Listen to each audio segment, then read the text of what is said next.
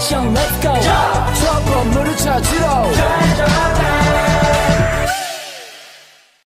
Hai semuanya, perkenalkan nama saya Muti Aizani Ramadan dengan NPM 0371230084 dari Universitas Pakuan. Kali ini kita akan membahas mengenai sistem tata surya.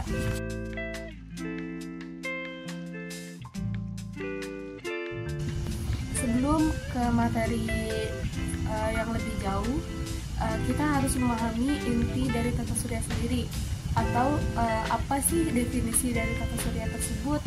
Tata surya ini adalah kumpulan benda langit yang terdiri atas sebuah bintang yang disebut dengan matahari dan semua objek yang terikat oleh gaya gravitasinya. Kemudian ada komponen dalam tata surya. Komponen dalam tata surya ini terbagi menjadi 4. Yang pertama ada matahari, planet, asteroid, dan komet. Komponen yang pertama yaitu matahari. Matahari adalah sebuah pusat tata surya sekaligus menjadi satu-satunya pemberi cahaya untuk bumi. Cahaya matahari menjadi sangat penting untuk bumi serta keberlangsungan makhluk hidup yang ada di dalamnya. Kita manusia sebagai makhluk hidup pada kehidupan sehari-hari dapat memanfaatkan jasa dari cahaya matahari tersebut. Komponen yang kedua ada planet. Planet ini adalah sebuah benda langit yang mengorbit suatu bintang dengan lintasan dan kecepatan tertentu. Ada 8 planet. Yang pertama ada Merkurius, Venus, Bumi, Mars, Jupiter, Saturnus, Uranus, dan Neptunus. Mari kita bahas satu persatu. Yang pertama ada Merkurius. Merkurius adalah planet terdekat dengan matahari. Planet ini sangat panas di siang hari dan sangat dingin di malam hari. Merkurius adalah planet terkecil di dalam tata surya. Untuk planet Venus. Venus ini adalah planet terpanas di dalam tata surya. Ini memiliki atmosfer yang tebal dan banyak awan. Kadang-kadang Venus ini disebut sebagai planet kembar dengan Bumi karena ukurannya yang hampir sama. Kemudian yang ketiga ada Bumi.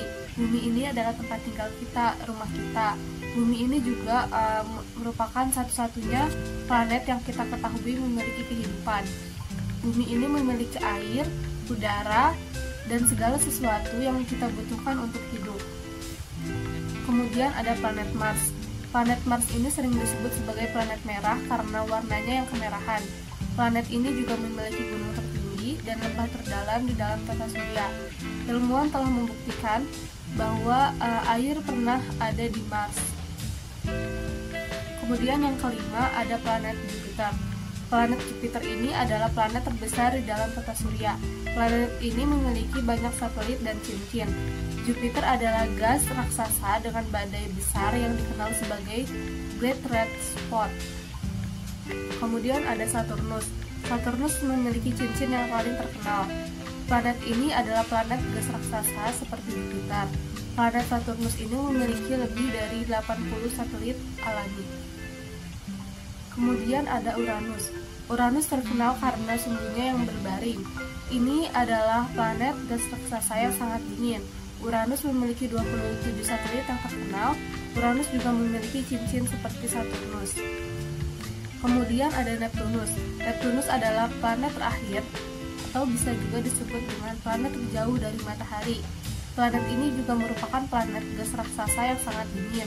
Neptunus ini memiliki badai besar yang disebut dengan The Great Dark Spot. Setelah membahas mengenai matahari dan planet, berikutnya kita akan membahas mengenai komponen dalam tata surya yang ketiga, yaitu asteroid.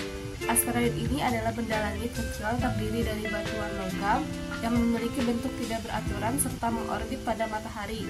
Terletak antara Mars dan Jupiter di sabuk asteroid paling luar. Komponen yang terakhir adalah komet. Komet ini adalah salah satu komponen dari tata surya yang mengorbit matahari.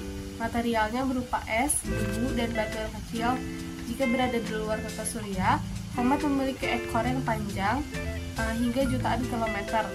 Hal ini disebabkan karena penguapan material yang panas dipicu oleh panas matahari serta tekanan radiasi.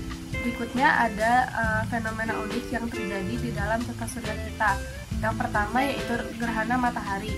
Gerhana matahari ini terjadi ketika posisi bulan terletak di antara bumi dan matahari sehingga terlihat menutup sebagian atau seluruh cahaya matahari di langit bumi.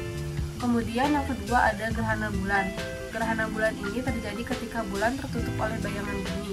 Peristiwa ini hanya dapat terjadi ketika posisi matahari, bumi, dan bulan tepat atau hampir membentuk garis lurus, dan bulan berada dalam fase bulan purnama. Yang ketiga ada aurora. Aurora ini yang merupakan fenomena alam yang menghasilkan pancaran cahaya yang menyala-nyala di langit malam yang disebabkan karena adanya interaksi yang berlangsung di medan magnet bumi. Aurora dapat dilihat di bumi bagian utara dan selatan. Yang keempat ada cincin planet, yaitu cincin yang terdiri dari debu kosmik dan partikel kecil lainnya yang mengorbit pada suatu planet dalam daerah berbentuk piringan pipi.